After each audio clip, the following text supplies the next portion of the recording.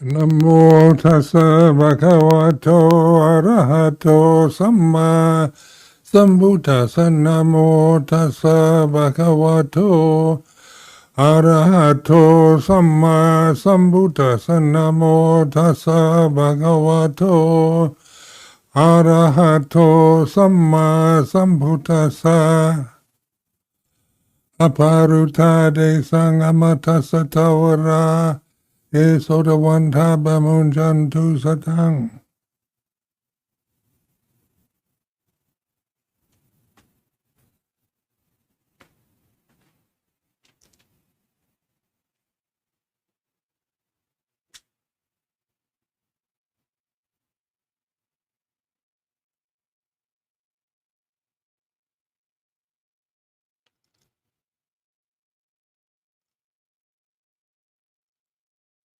So this afternoon we have this occasion to reflect on the Dhamma, the way things are. Ultimate reality is here and now rather than some just abstract idea of something distant and far away.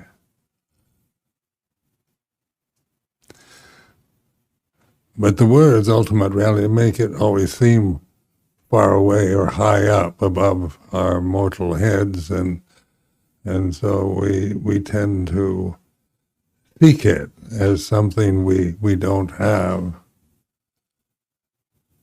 and something rare that only special individuals, spiritually inclined individuals can realize.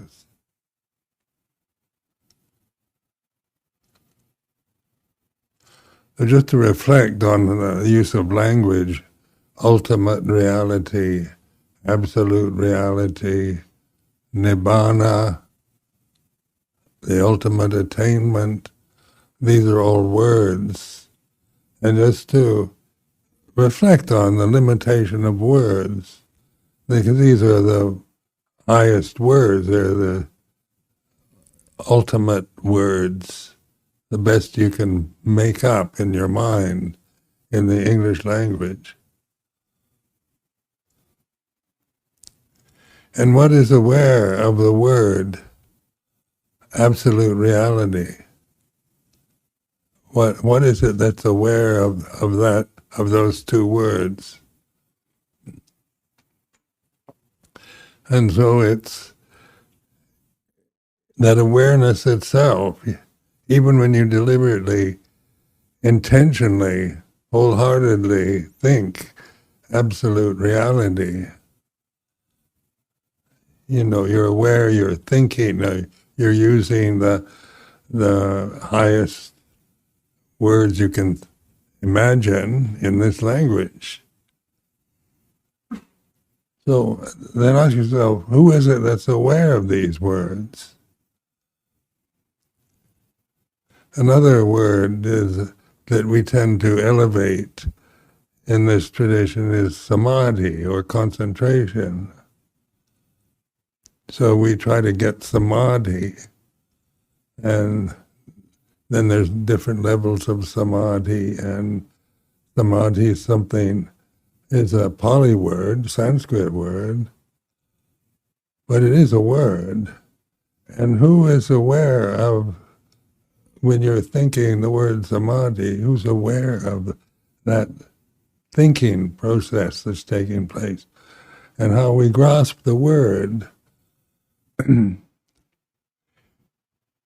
but we think it's something attainable, something that we don't have, or if we've had it, we've lost, like many people practicing meditation practice tranquility types of meditation where they get very concentrated, one-pointed,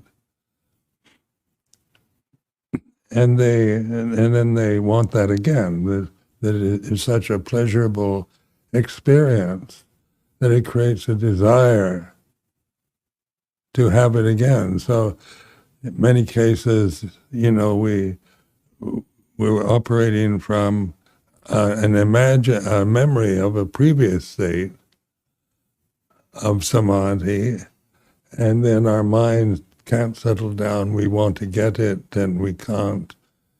And we feel we can't meditate, or we're not prepared, or we create a whole sense of there's something wrong with me, or the situation's too not peaceful enough for me, or whatever, to justify.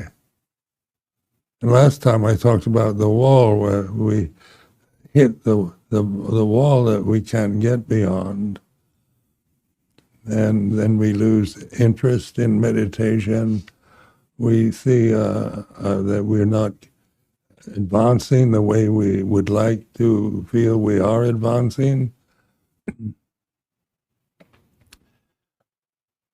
And many people give up at that time, because when you hit a wall, when the magic doesn't work anymore, then we tend to, keep feeling, we're not good enough, or I can't do it anymore. I can't get the peace and tranquility that I had last year. And all these are words. How you create yourself as a separate person is all thinking. It's words that you use to describe what you believe you are, physically, emotionally, intellectually.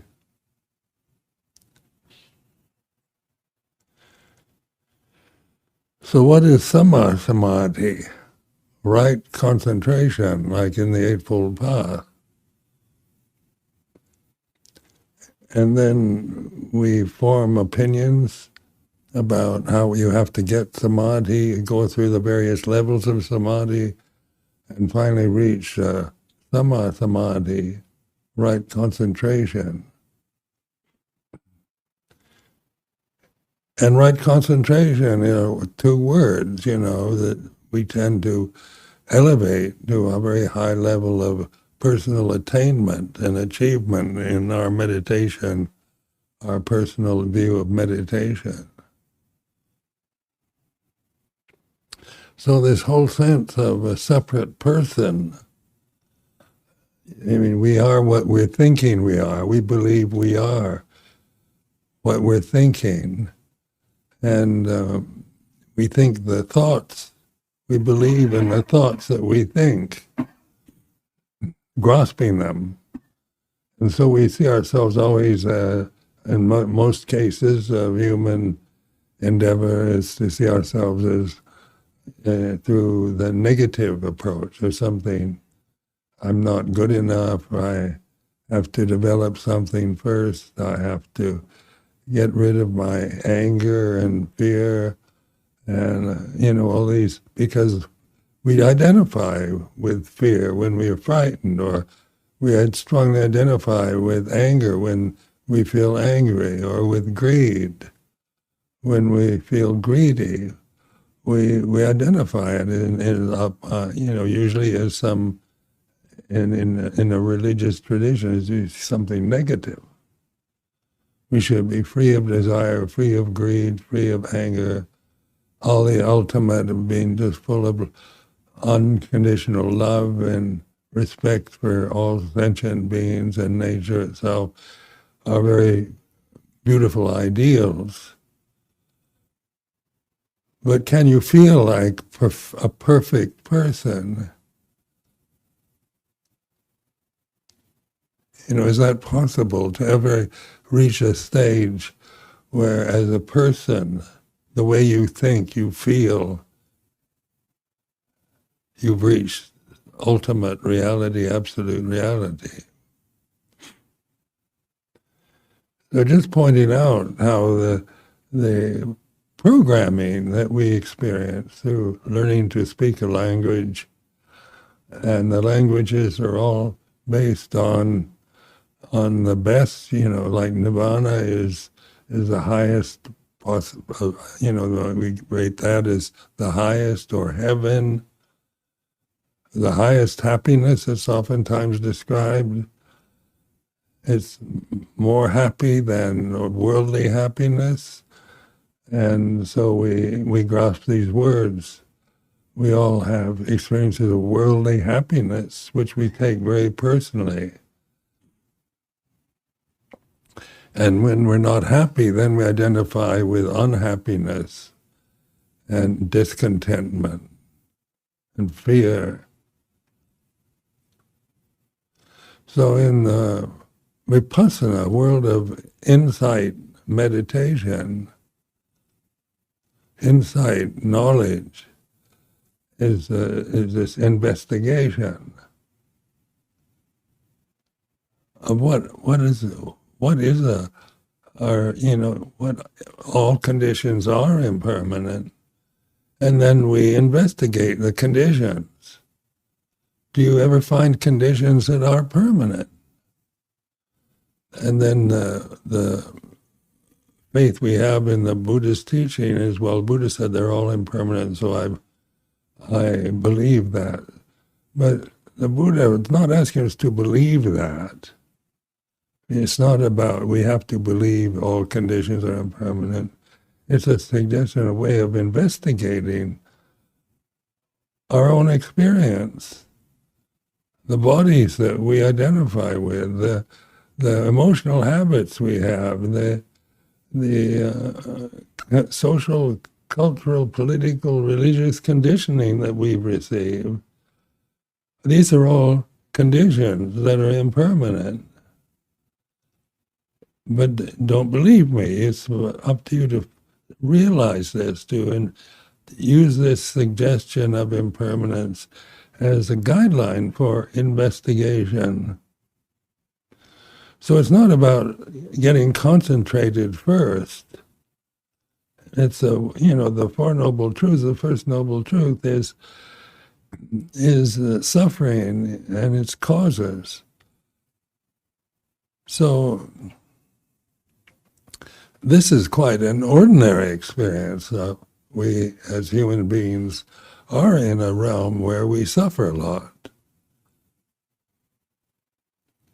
And suffering is what we don't want. We want to find eternal happiness or peace. What we imagine that would be live in a heavenly realm, a utopia, perfect society that we can imagine we wouldn't suffer.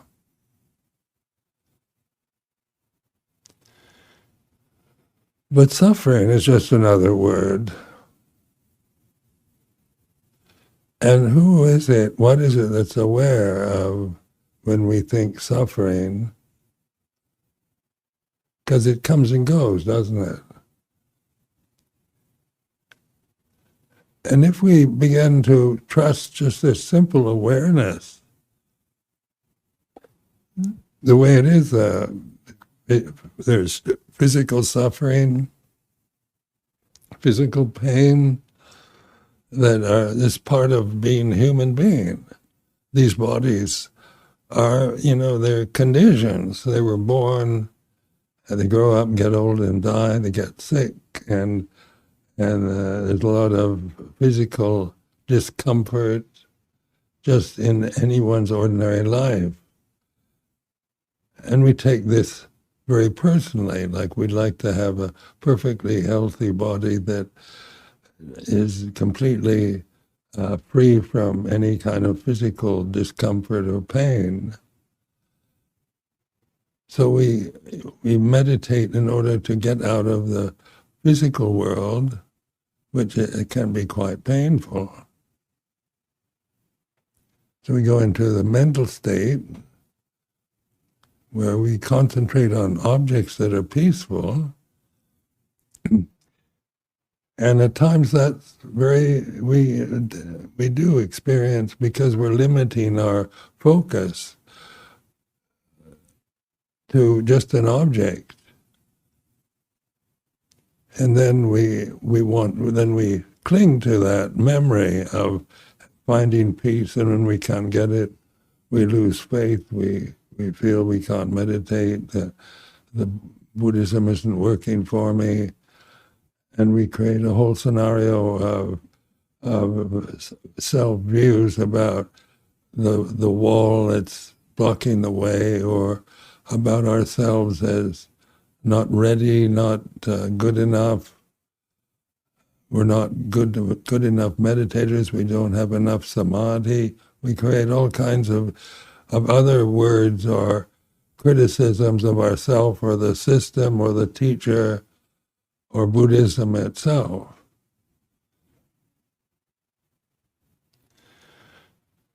And so like awareness, when we talk about conscious awareness, is always here and now. And this is our refuge,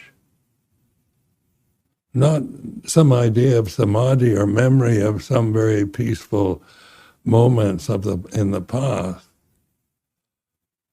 But we began to realize that our true nature isn't a form, isn't a condition.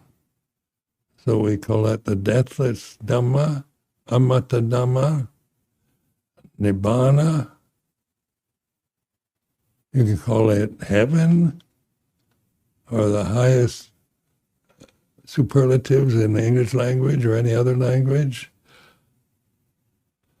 But it doesn't need description, because it is the reality that we begin to realize through investigation, not through belief, not through just believing in it.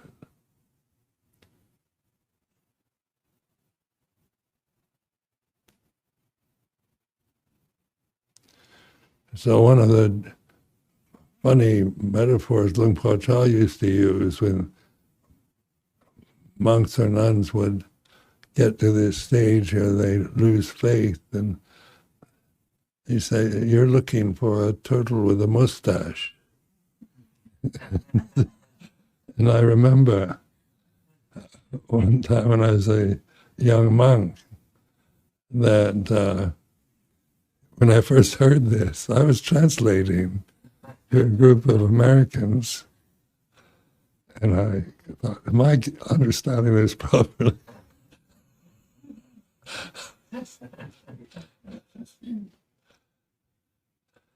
But a turtle with a mustache is impossible to find, isn't it? So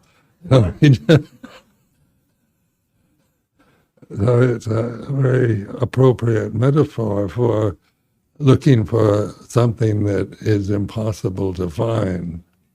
Yourself, separate self, in a state of permanent happiness or somewhat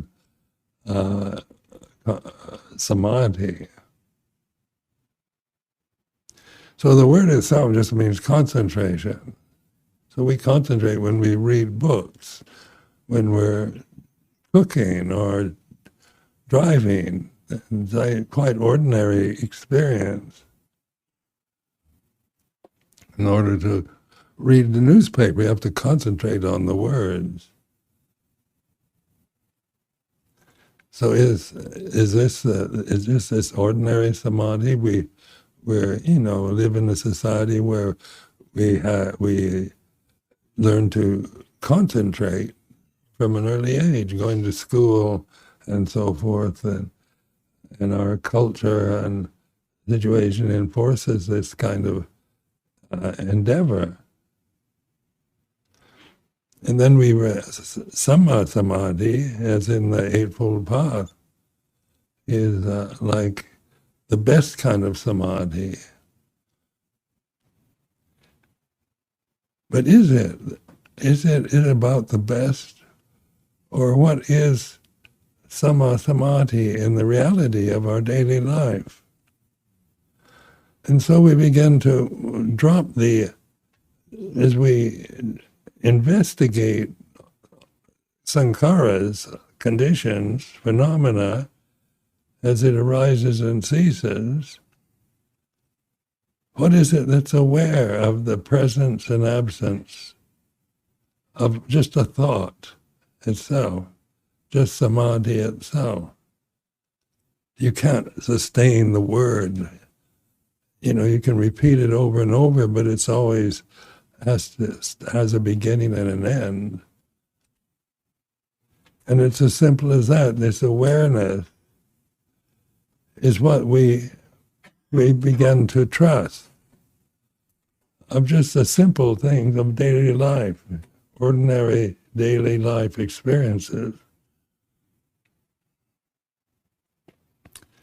We begin to see that samadhi is not something high up, but something here and now. It's here and now, and this is what we begin to realize, that it's not personal. It's not about Ajahn, Sumedho, or somebody else. It's available here and now.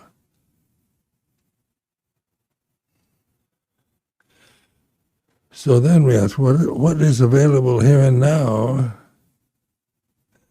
And we have to, because what is apparent here and now at this moment, just through seeing, is like this. So I'm sitting here and you're sitting there, and it's apparent here and now, but that's not samadhi. That's just recognition of sensory experience through the senses. But when we step back from interpreting the present situation into being the awareness here and now, as the conditions change, because we aren't going to stay here forever. We're going, when the time comes, we get up and leave. The conditions that we're aware of through our eyes, through vision, are changing all the time.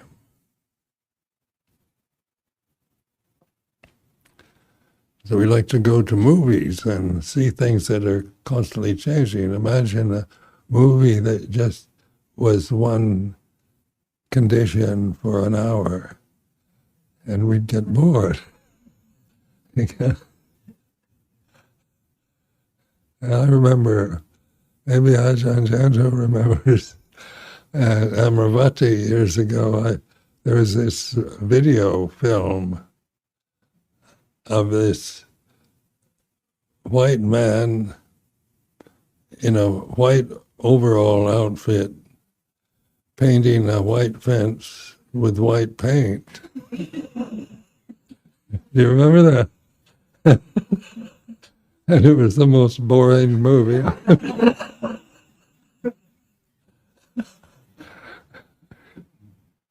There was no contrast of color, just everything white and pale, and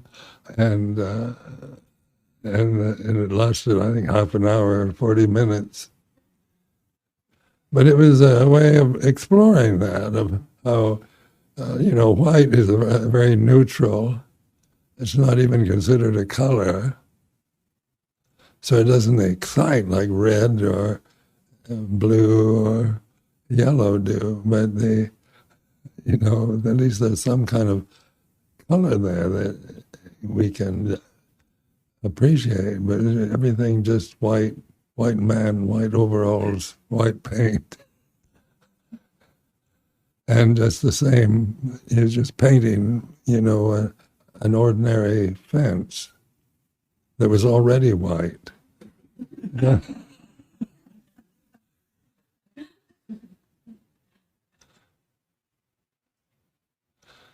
So this is, but the important thing of showing this film was for the monks and nuns at Amravati at that time to reflect on it, on how boredom arises. Feeling bored when there's nothing, no movement, no contrast.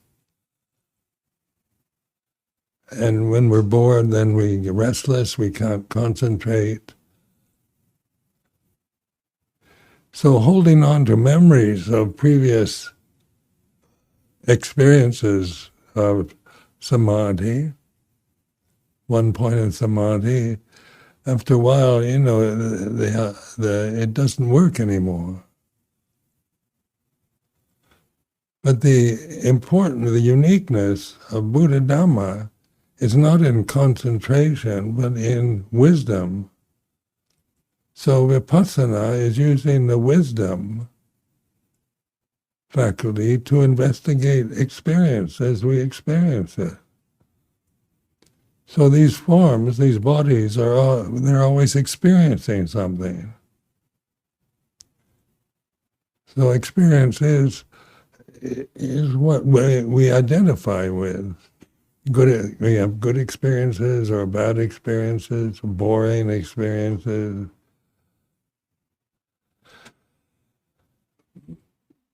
But good and bad and boring are words that we tend to habitually use for describing experience.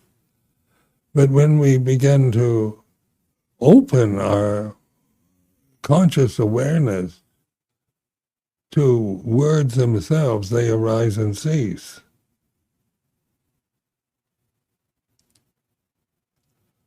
You can use a mantra, but after a while mantras don't work. And we get upset, life is difficult, and we're in a state of stress, so we chant mantras, which helps to change the experience from obsessive thinking about the unpleasantness of one's life into a repetition of words. But when we chant mantras and it ends, then without wisdom, we go back into the same habit reactions to experience through the senses.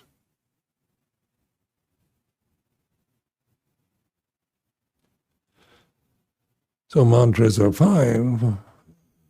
Concentration on an object, one-pointed concentration is skillful action. But we see it in terms of my practice, and we begin to hope to get some tranquil state, some bliss out of it, and when we don't, then we lose faith in it or faith in ourselves. We become cynical or embittered and look for something else.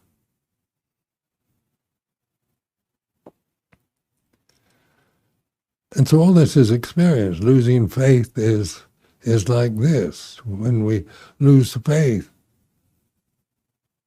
then if we're using conscious awareness, we're looking at losing faith. The faith that we had before in Buddhist teaching is gone. And we find everything boring. We've heard it so much, so often, that we lose interest in it. And then with vipassana, we can explore losing interest, loss of faith, boredom, because these are experiences that we tend to identify with, that we don't want. We want to have faith in a teacher, faith in a religion, faith in a political system, faith in democracy, faith in another person, trust and faith, and that are desirable words where, you feel safe if you have loyal friends and kind of certainties in your life that you don't have when you lose those friends or the conditions change that don't seem stable. But whether the conditions change or unstable, or they last a long time, whether they're pleasant or good or virtuous or bad, all conditions are impermanent. And then just by reminding yourself of that simple phrase, all conditions are impermanent, you begin to stop resisting experience, but observing it. And that which observes experience is samadhi. So it's a way of realizing that, in Buddhism and Hinduism, they oftentimes see the world as illusory, as an illusion. where, that sense that the world is an illusion is something, not a perception in our Western world. We tend to see it as our reality. The changing world of our body and senses is our reality, the real world.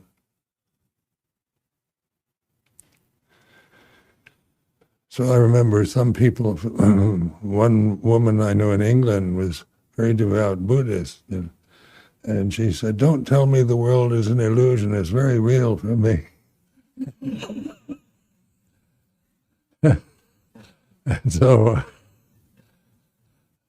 that suggestion didn't work for her. So, this is because conditions make it seem our reality, our grasping of the conditioned realm as what we are. The limitations we find we have as forms, physical limitations, whether we're male or female, whether we're sickly or healthy, young or old, black or white, whatever religion, whatever belief, these are conditions that we tend to experience. We use these conditions and experience life through them. Our life is bound to a viewpoint, perception, that we tend to interpret the rest of our experience through. So then there's suffering, the first noble truth. There is suffering. Because it's being a man, is that identifying with masculinity? Is that bring happiness or concentration? Or is it just habit because the body is what we label a male body? Or a woman, is just being a woman, is that the key to happiness? Being reborn again as a woman, is that going to be our ultimate goal in life? But then the idea that being a woman or being a man is a fixed identity, our reality, our real world. But what is aware of masculinity and femininity? That awareness, conscious awareness, isn't masculine or feminine. The bodies, the forms that we identify with, we can label female or male. And that's what we're conditioned to do, to believe in.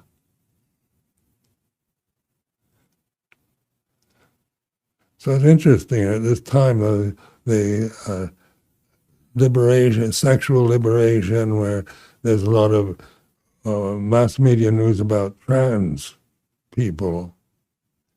And so then they have strong views because we have a man is a man if he has a male organs, and a woman is a woman if she has a male organ. That's one way of looking at it. Those are words that we, make sense on one level about the bodies. But does that emotionally mean that we are men? This is an investigation. Is our ultimate reality being male or female? And emotionally, we're very different. Changes all the time. Our identity, our feelings aren't always in alignment with the material conditions we're experiencing. So those who have very conservative concepts, and we've got to, stop this delusion, because we want everything to have the certainty of men are like this, women are like this, because that gives a certain sense of continuity and stability. But it's also lacking in wisdom, because we're also very feeling conditions. Do I have the right to tell any of you how you should feel right now? I can correct your posture or like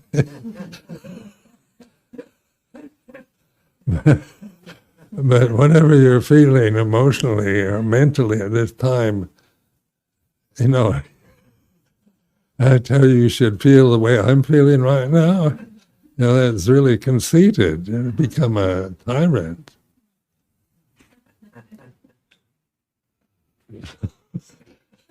Well, these are ways of investigating,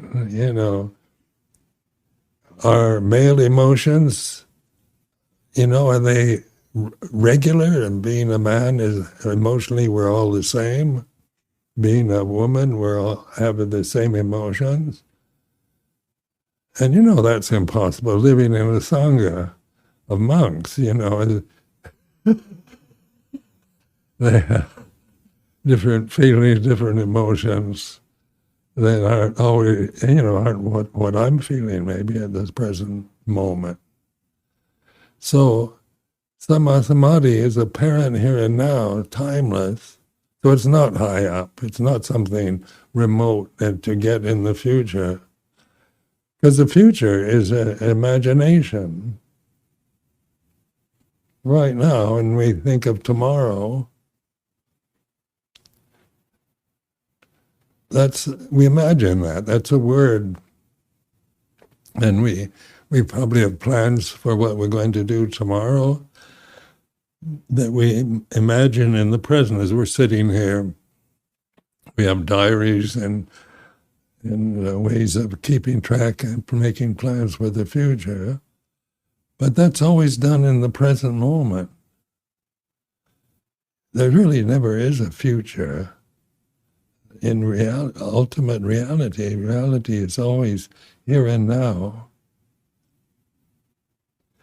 And what we experience here and now is the changingness of the sense world that we see, hear, smell, taste, touch, think, feel. Our senses are changing.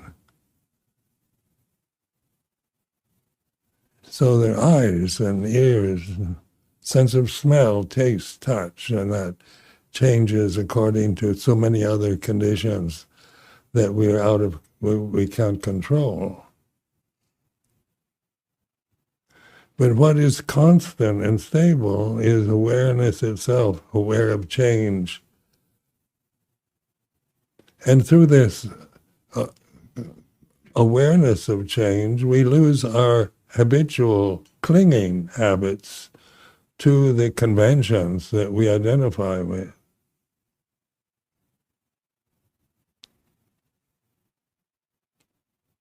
So this is in the second noble truth of letting go.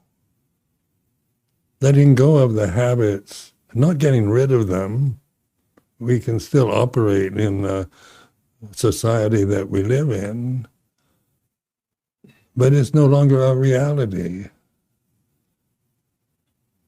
And so we keep seeing everything, the continuous change, whether it's for the better or for the worse, as the way things are. The experience of being born in a physical form, being old is like this. When vision starts deteriorating, it's like this. So, rather than seeing it in a personal way, we talk about it. My vision is declining. I still use those words. But, in terms of wise reflection, declining vision is like this.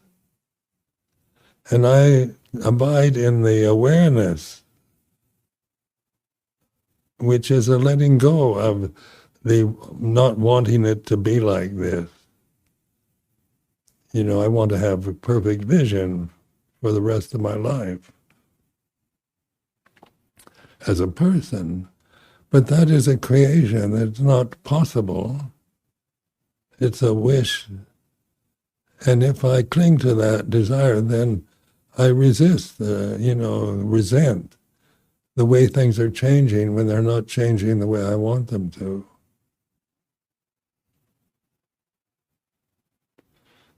So who is aware of change? What is it that's aware? Is it a person?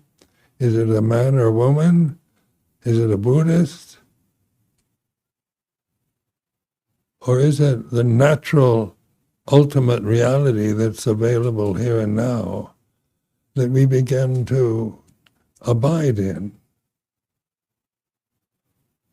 So in the morning and evening chanting, I make constant reference to Santitiko, Akaliko, Ehipasiko, Opanayiko, Bhajitang, Waitidapo, when we chant the refuges, and the Dhamma is Santitiko, meaning apparent here and now. And then the investigation is what is apparent here and now, whatever happening, is the consciousness.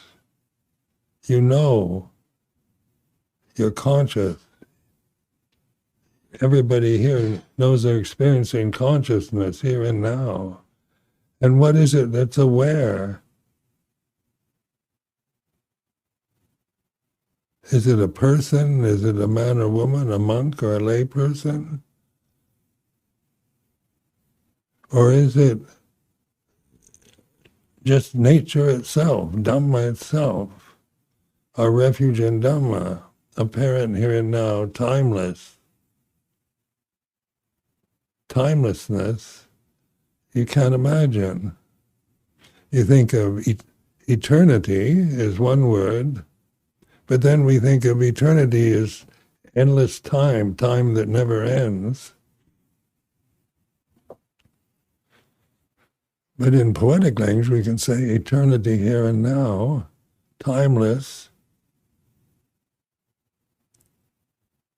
Ehipasiko, and this condition of ehipasiko Dhamma is come and see. So it's it's a kind of invitation. Wake up and have a find out for yourself experience. Opanayika Dhamma is looking inward. You're no longer seeking objects for distraction or just caught in the momentum of habits, daily habits that we tend to promote in our daily lives. But we start, instead of looking outward for distracting conditions or something to do or even to meditate, we begin to look inward at that very desire to distract ourselves.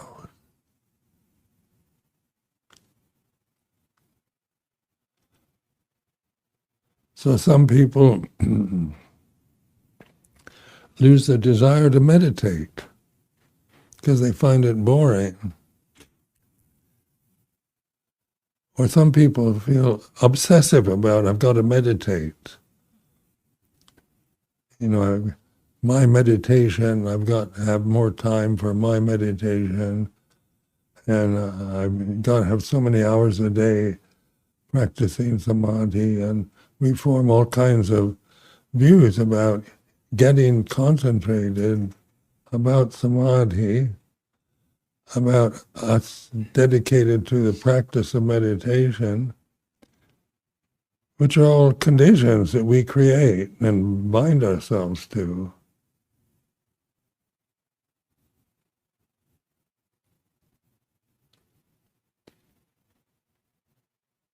So this is, to reflect on this yourself. Wisdom, then, is allowing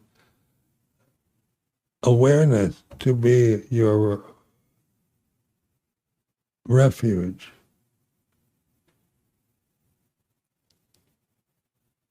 So whether you think you're wise or not, that's not the point. Whether you can think, I'm not very wise, or I'm how you perceive yourself in daily life is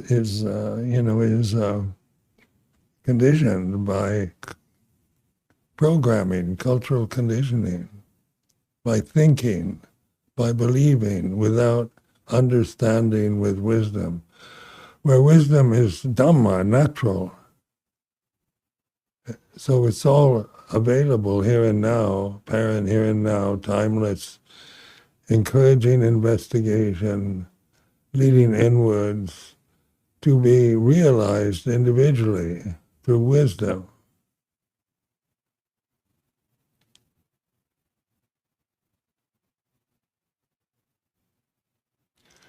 So in this tradition, because it is a wisdom teaching, it's not a doctrinal religious teaching. The Four Noble Truths is a way of investigating the experiences that we individually have through our lifetime. And we begin to realize we're not what we're thinking. We're not a physical form. This sense of anatta, no self, becomes increasingly more real for us. And all the old habits of identification with conditions, with phenomena, we tend to lose that. Because we're letting go, we see the futility and the causes of suffering by this clinging, habitual, incessant clinging to forms that are in constant change and have no ultimate reality in themselves. So letting go, non-resisting, just observing the flow of conditioned phenomena, we begin to realize our true nature, the deathless Dhamma. Then where can fear arise in the deathless Dhamma? Where can boredom arise? Where can anger arise? It comes and goes through the forms, but our abidance, what we rest in, is awareness of the changing conditions, rather than being the critic of them or the owner of them.